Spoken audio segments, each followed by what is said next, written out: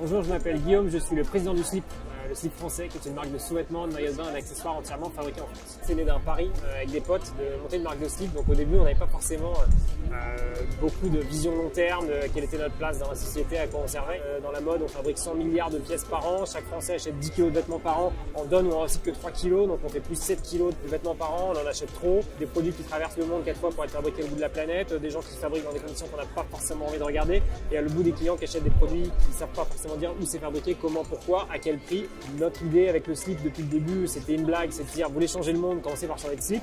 Aujourd'hui, notre vision, c'est de se dire on veut vraiment réinventer la façon dont cette industrie fonctionne, réconcilier deux valeurs fortes qui sont clés dans ce métier. La première, c'est le côté désirable, c'est un peu irraisonné, c'est presque passionnel parfois, mais de réconcilier ça avec la durabilité, de dire en fait on fait des produits, on sait mesurer l'impact carbone qu'on on les fabrique localement, durablement, on les recycle en fin de chaîne et on arrive à imaginer une vraie économie circulaire.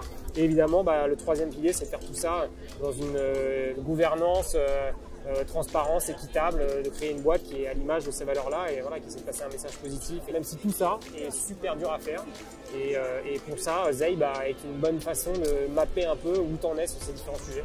Par définition, il faut que la boîte soit rentable. On fabrique en France, on fabrique 2 à 3 fois plus cher que tout le monde, donc c'est une méga contrainte. Et derrière, toute l'innovation qu'on fait, on explore, quoi.